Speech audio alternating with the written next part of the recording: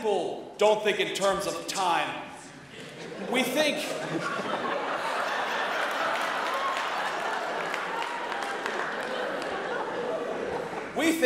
in terms of weight. Now, I can't tell you how old I was when I learned to ride a bike. I can tell you that the bike had to be welded by NASA and that the training wheels came from Peterbilt. I can't tell you how old I was when I learned how to swim. I can tell you I was so big that I displaced all the water in the kiddie pool. I can't tell you how old I was when I was 8.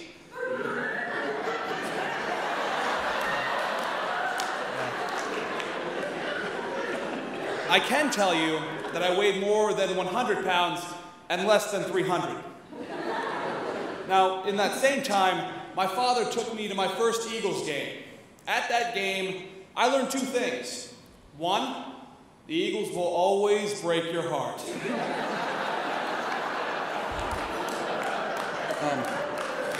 Which is why I'm a closet Dallas fan. No. I'm just kidding. And 2, strangers are often weird and creepy.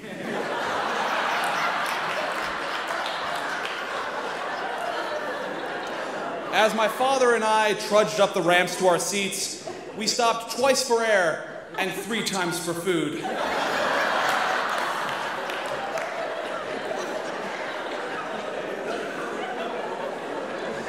My father loved me so much, he even let me bring a plate of nachos to my seat. We squeezed into our chairs and prepared to witness in real life what we had always witnessed on TV. Another Eagles catastrophe. I didn't care, though.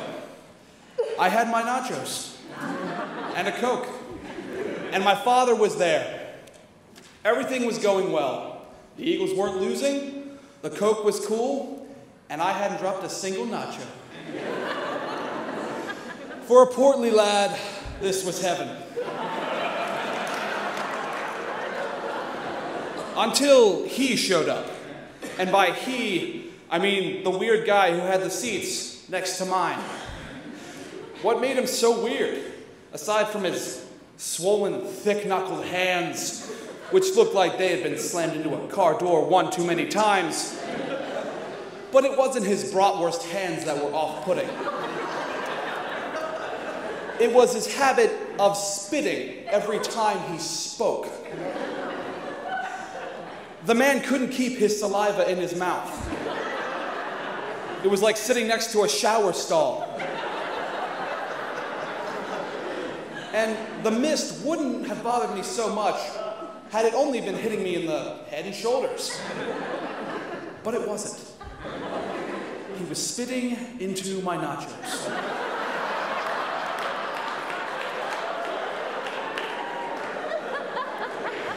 Mostly in the cheese dip. And that's a no-no.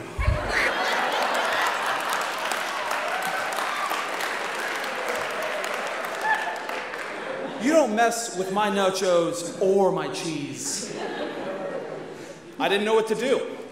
Looking back, the best thing would have been to put on the rain poncho me and my father had packed just in case. Or, quite simply, ask my father to switch seats. Let him sit under Niagara Falls.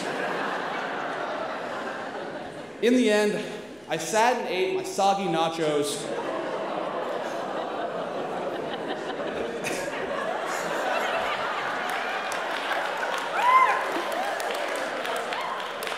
And my backwash cheese. I'm telling you this because, despite the Eagles losing, the spoiled nachos, and the cardiovascular workout of finding our seats, it's one of the best memories of my life. Because, quite simply, my father wasn't dead. Yet. He is now. But that's not the point of this speech. I don't want this to be a downer. All I need to say about my father's death is that it wasn't fun. No, This speech is about how I've been trying to learn to become a man without having my father around. Now, let's start with mothers and their roles. Great, now I'm thinking about roles.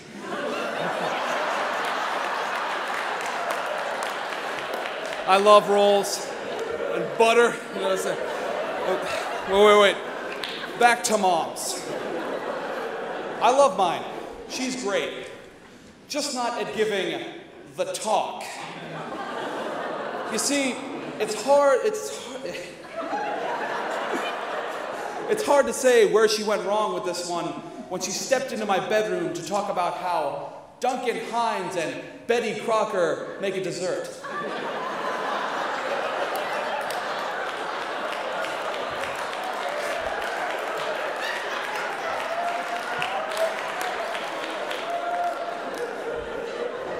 Now I'm thinking about cakes. Anyway, I was at least 200 pounds at the time, which made me probably 14 years old.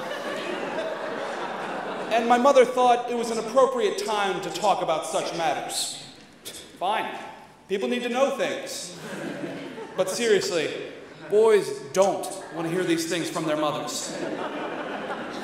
I knew she didn't want to talk about it, so I was willing to cut her some slack. And actually, it wasn't too bad, until she introduced her visual aids. You see, at this point in time, she was studying to become a physician's assistant, and consequently, she had access to all kinds of horrible pictures, diagrams, statistics, and not to mention hand puppets.